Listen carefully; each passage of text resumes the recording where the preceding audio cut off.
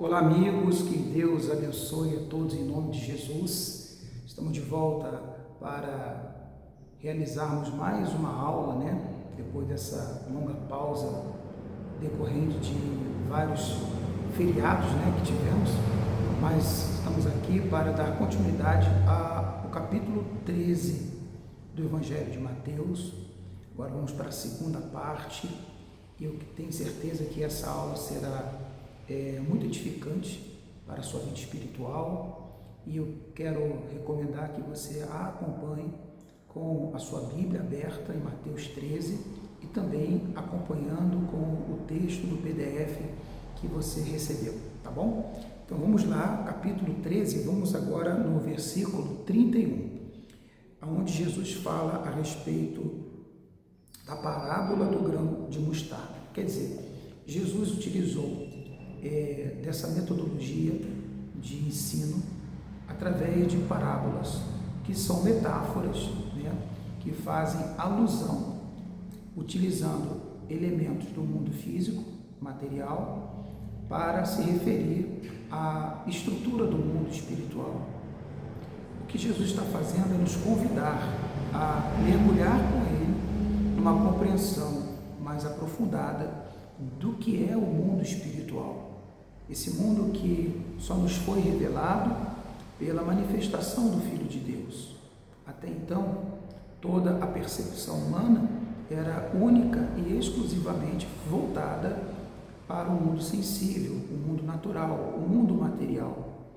Havia uma ignorância no sentido de falta de conhecimento humano a respeito do mundo espiritual.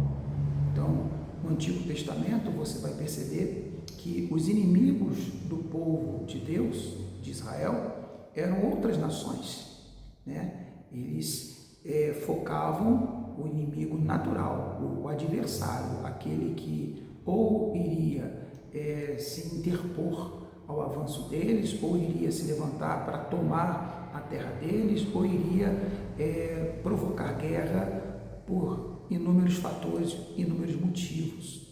Mas Jesus nos traz uma compreensão muito mais abrangente do que é o mundo espiritual, do que está por detrás do mundo físico.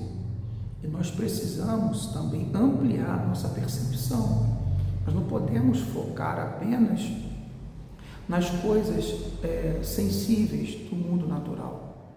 Por exemplo, você enfrenta problemas de ordem física, de saúde familiar, conjugal, ordem financeira, econômica, problemas relacionais, e você precisa lançar um olhar cuidadoso para o que está dando vida a esse problema, o que está alimentando esse problema, porque esse problema não surgiu por uma obra do acaso ou por uma coincidência. Ele tem a sua origem no mundo espiritual. E o Senhor Jesus, Ele escolheu essa forma de ensino, mediante parábolas, para nos fazer compreender o funcionamento desse mundo que está ao nosso redor, embora invisível, mas real, para que nós possamos também nos colocar diante de Deus e vivenciar o reino dos céus, o reino espiritual nesse mundo. Então, Jesus fala sobre a parábola do grão de mostarda, e ele diz assim: outra parábola lhes propôs Jesus, dizendo: o reino dos céus é semelhante a um grão de mostarda, que um homem tomou e plantou no seu campo, o qual é, na verdade, a menor de todas as sementes, e crescida é maior do que as hortaliças, e se faz árvore, de modo que as aves dos céus vêm aninhar-se nos seus ramos. Então, olha que comparação magnífica que Jesus faz em relação ao seu reino. Ele diz que o reino de Deus, ele é semelhante a um homem que pega uma semente de mostarda. A semente de mostarda, ela é a menor de todas as hortaliças, ela é a menor de todas as sementes, E, muito embora seja a menor, ela se faz uma árvore maior do que qualquer outra. ela cresce de uma forma tão exuberante, ela ganha uma proporcionalidade tão vultuosa que nos surpreende. As coisas espirituais, elas são assim. São nos mínimos detalhes, as pequenas coisas, as desprezíveis, aquelas que a gente nem dá muito valor ou atenção. São essas coisas que para o reino de Deus faz toda a diferença. Jesus quer nos explicar isso. Às vezes, para nós, tomando como exemplo, uma oração não tem muita expressão, né? Diante de um corpo tomado por uma doença, tomado por uma enfermidade, o que é uma oração? Muitas pessoas, elas desprezam, não é verdade?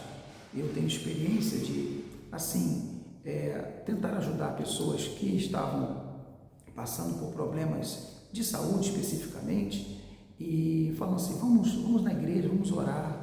E a pessoa se volta e fala assim, pastor, o que vai adiantar orar? Eu estou doente, não vai adiantar nada.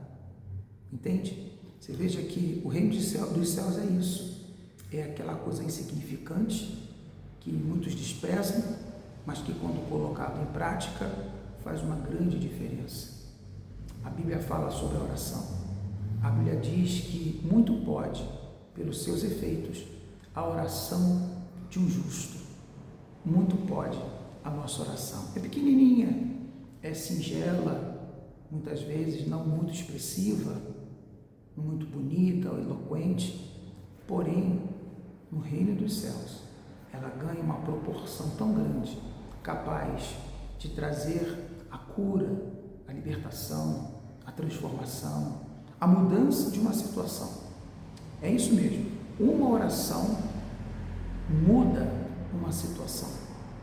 Essa é a expressão do reino de Deus semelhante a um grão de mostarda. E Jesus continua dizendo no versículo 33, a parábola do fermento. Disse-lhes outra parábola.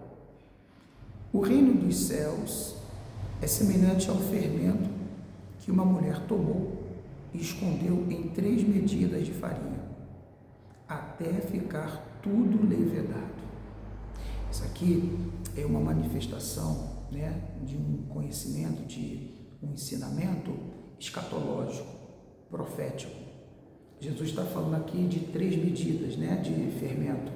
Ele está falando da ação, atuação da Santíssima Trindade na Terra.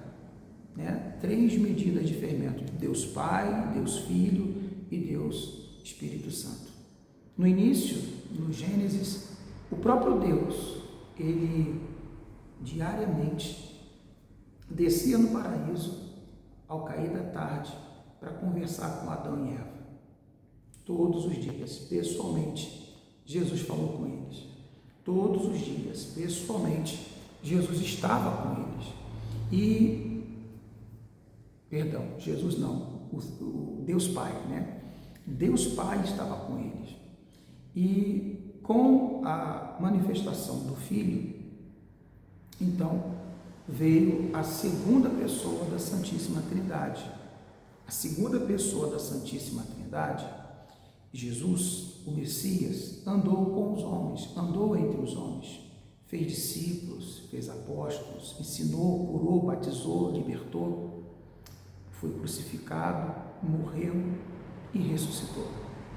E quando ele ressuscita, ele dá uma ordem para que ninguém se ausentasse de Jerusalém, até que do alto fossem revestidos do Espírito Santo, ou seja, a terceira pessoa da Santíssima Trindade. E é a geração, a época que nós estamos vivendo. É o Espírito Santo, ele é o representante da Santíssima Trindade na Terra. Quando nós clamamos o nome de Jesus, é o Espírito Santo que opera. Quando nós oramos a Deus Pai, é o Espírito Santo que intercede por nós.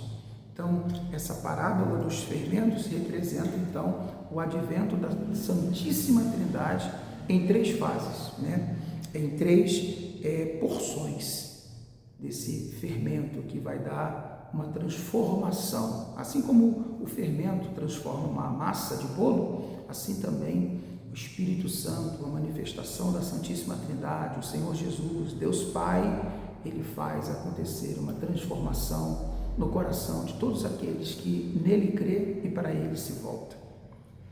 Versículo 34, Jesus então dá uma explicação, mais uma vez, por que falou por parábolas. Ele diz aqui, todas essas coisas disse Jesus às multidões por parábolas, e sem parábolas nada lhes dizia. Ou seja, foi uma metodologia que o Senhor escolheu para ensinar as multidões, a todos nós, né? Para que se cumprisse o que foi dito por intermédio do profeta: abrirei em parábolas a minha boca, publicarei coisas ocultas desde a criação do mundo. Olha só, entende o que eu estava explicando para você? Que parábolas era uma forma que o Senhor, ele explicava e ensinava os mistérios do mundo espiritual, os mistérios do reino de Deus para as pessoas, o mistério das coisas que estão coligadas ao mundo espiritual e ao mundo material intrinsecamente, para que nós possamos então conhecer da vontade de Deus, conhecer dos mistérios do mundo vindouro, que até então estavam ocultas. No versículo 36 diz assim: então, despedindo as multidões, foi Jesus para casa, e chegando-se a ele, os seus discípulos disseram: explica-nos a parábola do joio do campo. E ele respondeu: o que semeia a boa semente é o Filho do Homem. O campo é o mundo. A boa semente são os filhos do reino. O joio são os filhos do maligno. O inimigo que semeou é o diabo. A ceifa é a consumação do século e os ceifeiros são os anjos. Pois assim como o joio é colhido e lançado ao fogo, assim será na consumação do século. Mandará o Filho do Homem os seus anjos, que ajuntarão do seu reino todos os escândalos e os que praticam a iniquidade, e os lançarão na fornalha acesa. Ali haverá choro e ranger de dentes. Então os justos resplandecerão como o sol no reino de seu Pai. Quem tem ouvidos para ouvir, ouça. Então, Jesus está explicando aqui o que nós lemos no versículo 24 na aula anterior, a respeito dos escândalos. É inevitável que venham os escândalos. E é muito importante que nós nos atentemos para isso, porque muitas pessoas têm sido tragadas pelo diabo e têm tido sua fé neutralizada por causa dos escândalos. São muitas as pessoas que dizem assim: eu perdi a fé em ir à igreja, eu perdi a fé de comungar entre irmãos, por conta de muitos escândalos, por conta de muitos erros, entende? Que a gente acaba vendo, a gente acaba tomando conhecimento, né? Mas é importante você notar que isso já é profético, já está avisado por Jesus. Há mais de 2025 anos atrás, Jesus já nos havia advertido por essa parábola que existe o trigo, mas também existe o joio. Existe o bom, mas também existe o mal. Existem os falsos pastores, mas também existem os verdadeiros servos de Deus. Existem os falsos profetas, mas existem também os profetas ungidos por Deus. E nós temos que olhar para o trigo, para as coisas boas. Nós temos que olhar firmemente para o autor e o consumador da nossa fé. Porque se nós formos levar em consideração os escândalos, a manifestação do joio, os erros que inevitavelmente vão surgir no meio da Igreja de Cristo, nós podemos perder a salvação. Nós podemos perder a graça da salvação. Pois é isto que tem acontecido com muitas pessoas. Por terem experiências negativas, por terem vivido experiências ruins, né? em suas igrejas, denominações, em suas congregações, acabaram por se escandalizar do próprio Jesus, né? E a gente aqui levaria o tempo todo para enumerar a quantidade de escândalos, a quantidade de problemas que surgem no meio da cristandade em todo o mundo.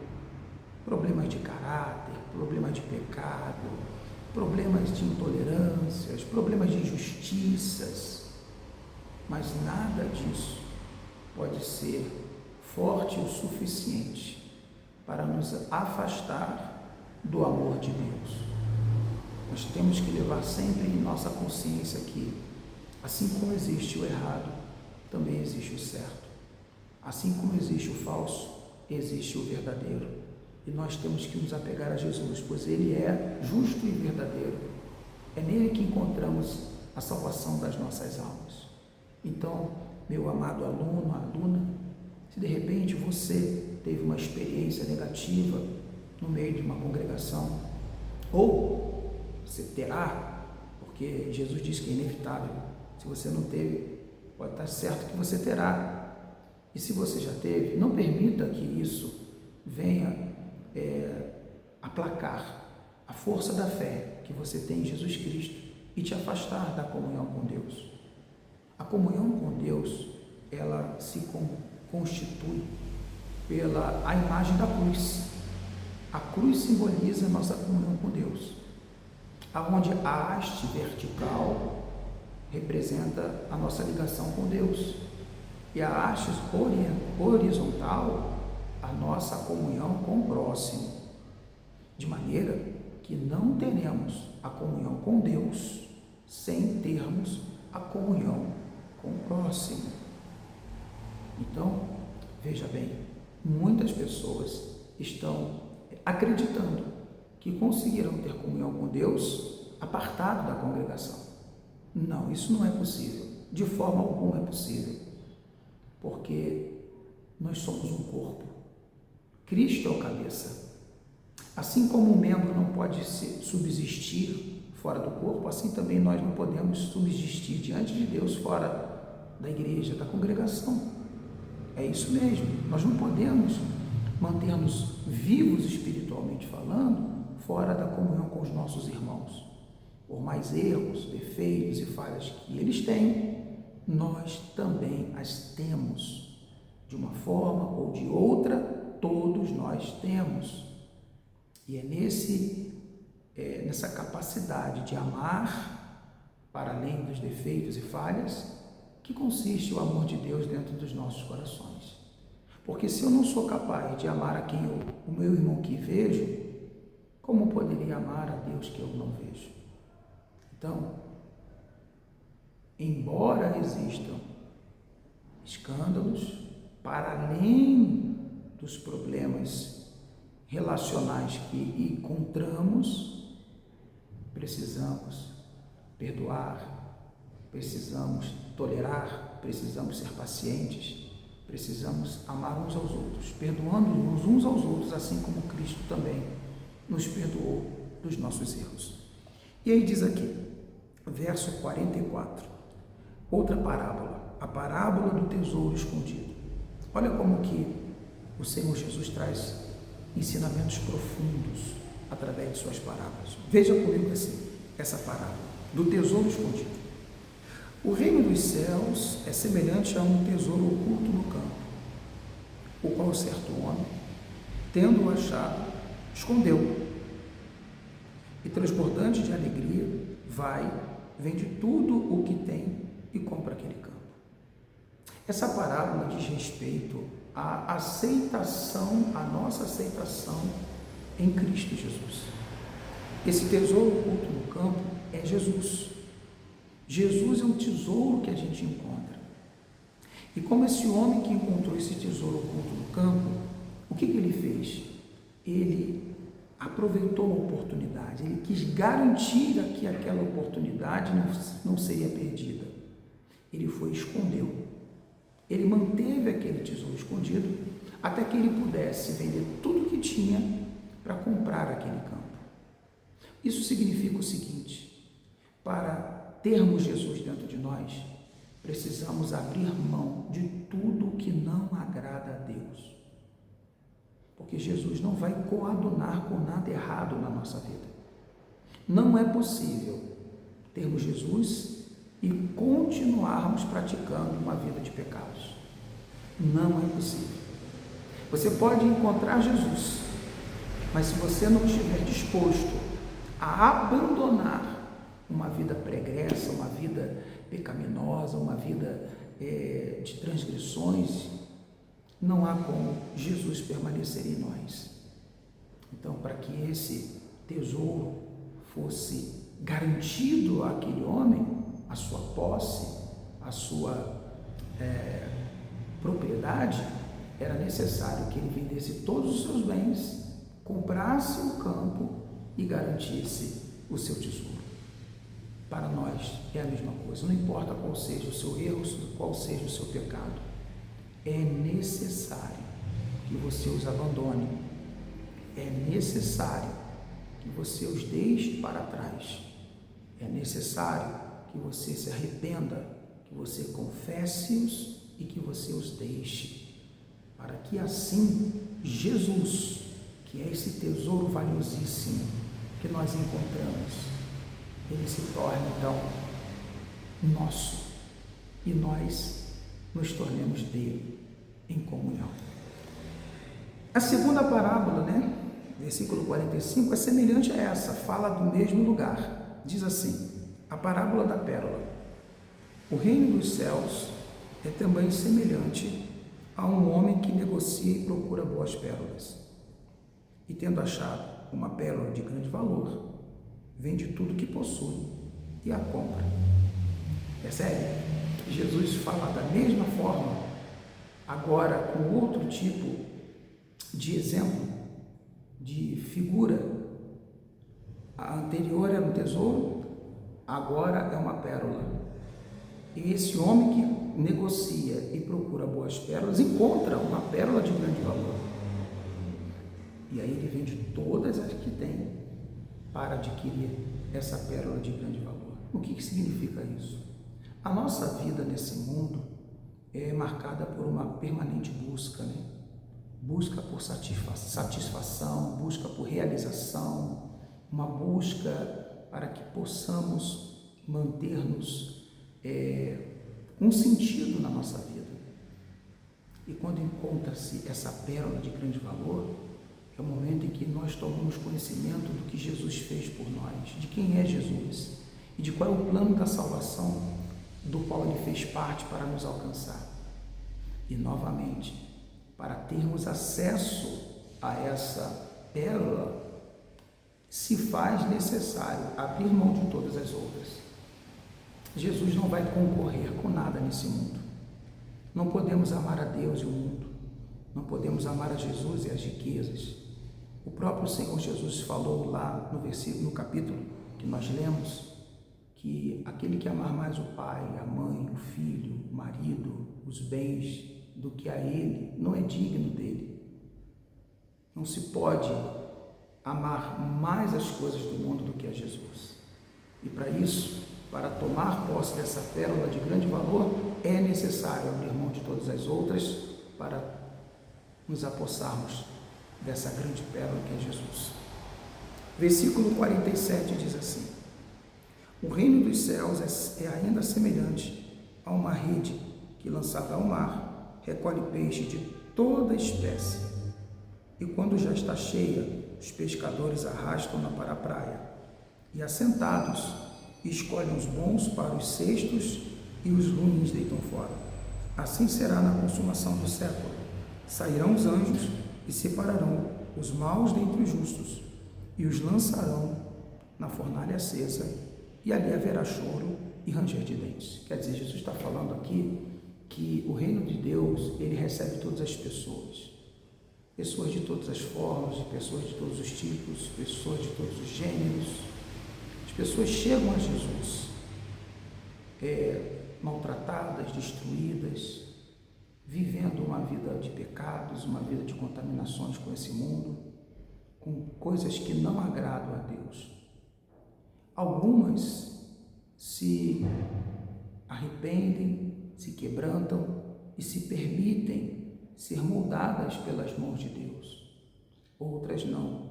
Outras, mesmo tendo sido recolhidas por Jesus, mantêm-se na vida de pecados, de rebeldia, de resistência, de desobediência à palavra de Deus.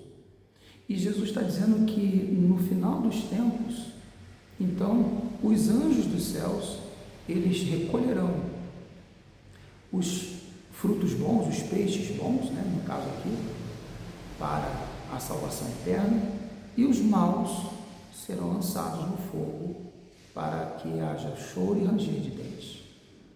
Nós precisamos, pessoal, tomar um cuidado muito grande, porque não basta estarmos apenas na igreja, precisamos estar em comunhão com Cristo. Estar na igreja é importante, pois é ali que nós comungamos com os irmãos e comungamos com Deus.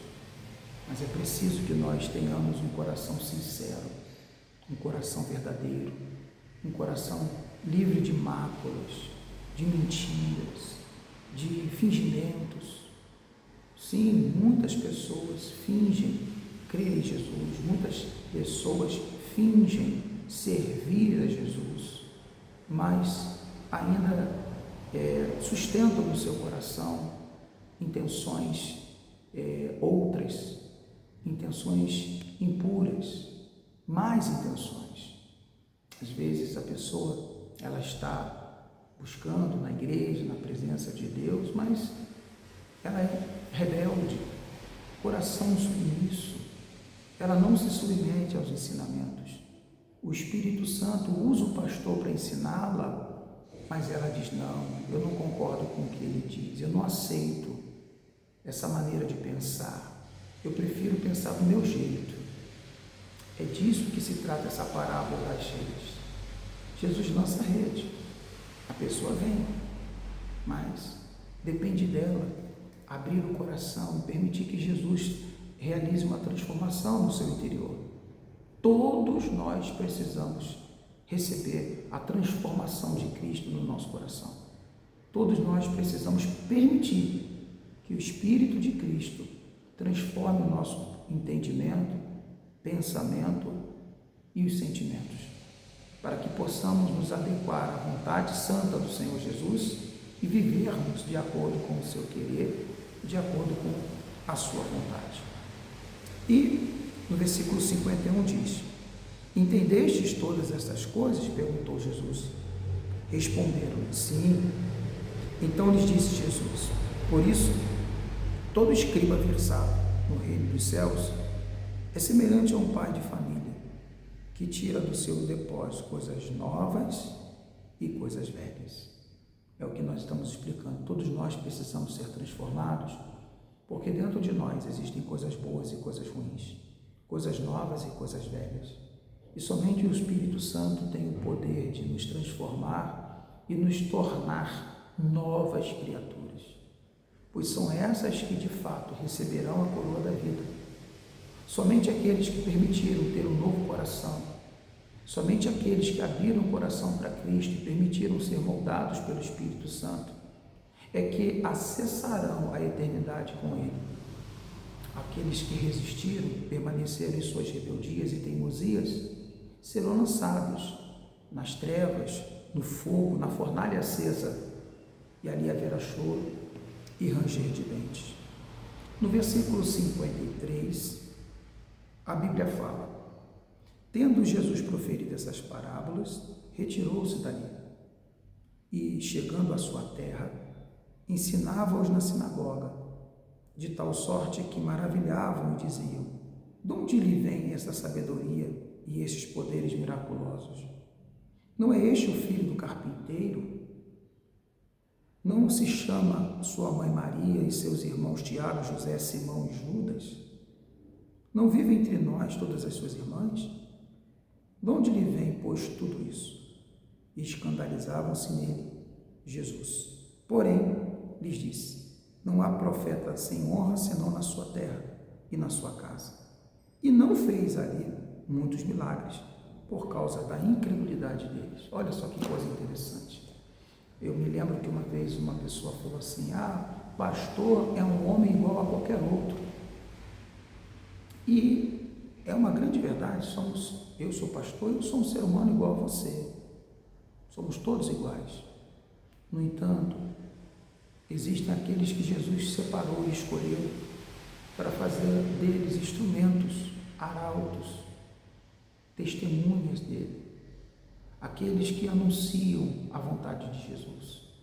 Assim como Jesus escolheu os 12, depois escolheu 70 discípulos, depois escolheu mais 140 discípulos, e depois deu a ordem para que todos fossem ao mundo pregar o Evangelho e fazer discípulos, para que Deus continuasse usando homens, para anunciar sua vontade ao coração de toda a humanidade, sabe? As pessoas, elas têm dificuldade de entender essas coisas espirituais. Lá no livro de Deuteronômio, capítulo 18, verso 18, Deus ele disse assim: olha, eu levantarei um homem semelhante a ti dentre os teus irmãos, e a ele revelarei as minhas palavras, e será que todo aquele que não ouvir as palavras que ele proferir, prestarão contas comigo. Olha só que coisa interessante. Deus está falando que vai escolher um homem, ser humano, não vai ser um anjo, não vai ser um arcanjo, não vai ser um querubim, não vai ser um ser extraterrestre, mas vai ser um homem semelhante a nós, e a este homem ele revelará a sua palavra, a sua vontade, colocará as suas palavras em sua boca, e Deus irá pedir contas a todos que ouvirem suas palavras através desse homem que não lhe deram ouvidos. Os nazarenos tiveram dificuldade de acreditar em Jesus porque testemunharam a vida de Jesus desde o seu nascimento. Jesus criança, Jesus adolescente, Jesus jovem, entre seus irmãos e irmãs. Então eles disseram: como que ele pode ser então filho de Deus se a gente conhece a mãe, os irmãos dele vivem entre nós? Eles estavam esperando que Cristo viesse em forma de carne, em forma de homem, nascido de mulher, e fosse enviado ao mundo para pregar as boas novas da salvação. Às vezes a pessoa vai na igreja, ouve o pastor pregar, mas não crê que é Deus falando. Ela pensa: o pastor está tentando me manipular, o pastor está tentando me fazer uma lavagem cerebral, o pastor está tentando impor a mim ou a nós, a igreja, as suas vontades. Irmãos, tudo que nós já perdoamos está escrito na sua santa palavra. É a voz de Deus para o teu coração. E dessas palavras que nós ensinamos a você, quer você concorde, quer não, Deus vai te pedir contas. Isso vai servir de parâmetro para Deus te cobrar e te julgar. Por isso que Jesus disse que muito é dado, muito é cobrado. Então, quando Deus usa um pastor para te ensinar, para te direcionar, para te orientar, tenha certeza, Deus vai cobrar você daquilo que Ele te ensinou, porque vem dele. Vem dele.